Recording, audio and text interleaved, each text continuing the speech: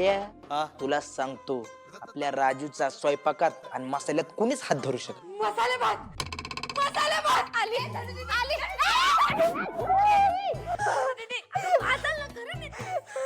वा राजू वा एकदम सँडल फुल वास सुटलाय. काय धनु दीदी वंडरफुल असतं तेच ते भागू तेच ते नुसतं वासानेच माझी जीभ खवळली. खरंच खाल्लं तर काय होईल देवा. थँक्यू एवढं टेस्टी जेवण बनवणारी बहीण तू मला दिली. थँक्यू. थांबा धनु दीदी मी तुझ्यासाठी ताट घेऊन येते. थांब शांत शांत हो. धनु दीदी पोरांसाठी आहे, हा लहान पोरांसाठी. हा हा थोडं अगं हो हे धर. सावकाश अगं धनु दीदी हळू खा. कसं झालंय राजू काय झालं वा वा एक नंबर ए राजू अगं एक नंबर करून दोन्ही टोप संपवली. चला बर हे उचल ती पोरं उपाशी मारायची नाहीत. नाही राजू ताई मला अगं भागू आज मी तुला आल्यावर देते ना. आपण तसं पण शाळेत घेऊन चाललोय ना. मी तुला आल्यावर देते.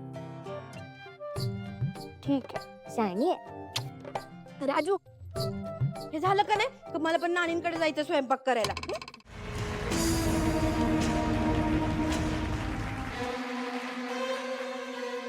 डॅडी भाषण करण्याची कला तर लोकांनी तुमच्याकडून शिकावी. तुम्ही किती शिकलाय ते कळलं आता.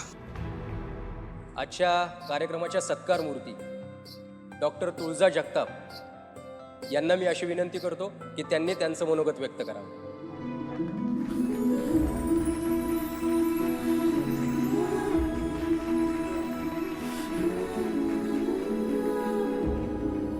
माझ्या छोट्या दोस्तांना खूप खूप प्रेम आणि इथे उपस्थित असलेल्या सर्व मान्यवरांचे ज्यांनी मला इथे येऊन माझे विचार मांडण्याची संधी दिली त्यांचे खूप आभार. आज मी एवढंच सांगेन की आपल्याकडे बाईने चौकटीत राहावं, तिने साच्यात घरी यावं, तिने काय करायला हवं काय करू नये हे तर सगळेच सांगतात. पण तिच्यासाठी आपण काय केलं पाहिजे याचा विचार खूप कमी पुरुष करतात.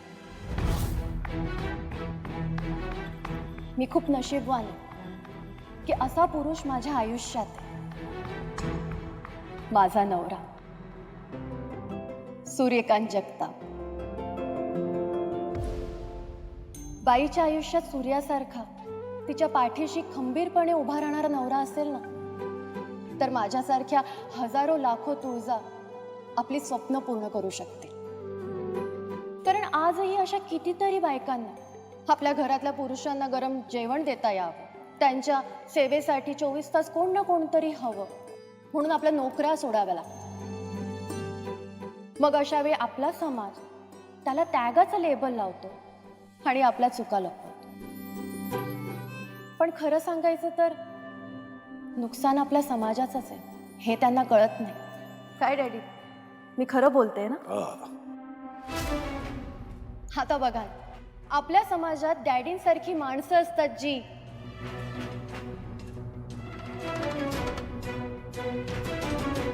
जी माझ्यासारख्या मुलीला बाहेर शिकायला पाठवतात. तिच्यावर कसलंही बंधन घालत नाही, तिला तिच्या मनाप्रमाणे वागायचं स्वातंत्र्य देतात. आज मी इथपर्यंत माझ्या डॅडींमुळेच पोहोचले. तुम्ही त्यांचा आदर्श घ्या, तुम्ही तुमच्या मुलींना शिकवा, त्यांना त्यांच्या पायावर उभं करा.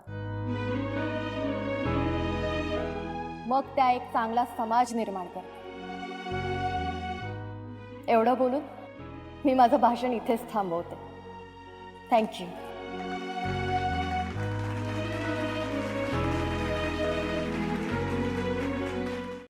ए सावकाशाना काजू सांडवू नको बर का.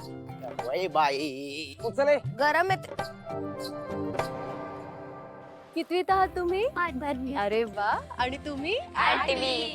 ताई मला तुझा ऑटोग्राफ दे ना. अहो आमच्या लिखीन तर सगळ्यात डावच पालटवला. लिंबाळकर असते तर आम्हाला कौतुक वाटलं असतं. इथं सगळा मान जगतापांकडे चाललाय. कसं सण करायचं आम्ही? तिच्या कौतुकाची भाकरी फेरताच कामा नये. करपावून टाकली पाहिजे. डॅडी आज हिचा पद्धतशीर गेम वाजवतो का नाही बघा. वाजवू नका, करून टाका. जेवण उतरून झालं, आता आम्ही कल्टी मारतो. चालला थांबा की. नाही नाही नको बाई. दुकानला वेळ बंद ठेवलं तर तूच महिना अखेरीस आमच्याकडे हिशोब घेशील. म्हणशील या दिवसाची कमाई कस काय कमी म्हणशील ना. तेव्हा दादा एवढं रागवल ते वेगळंच. म्हणजे तुम्ही दोघं करायला आमचं सँडविच. बरं ठीक आहे, जा तुम्ही जा, मी बघते इथलं. येतो. चला सरांना सांगायला पाहिजे जेवण आणले, ताब्यात घ्या.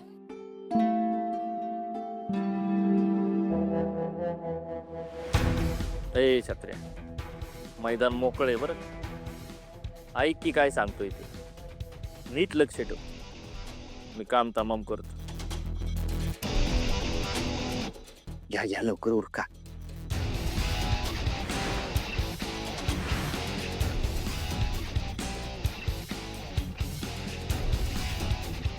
आता झाला हा पदार्थ पूर्ण. आता एकदम परफेक्ट चव येणार बघायला. लय अभिमानाने मिरवत होता ना गावात तो. नाही उद्या गावातल्या लोकांनी चपला फेकून मारला ना तर बघच. पद्धतशीर कार्यक्रम झाला. चल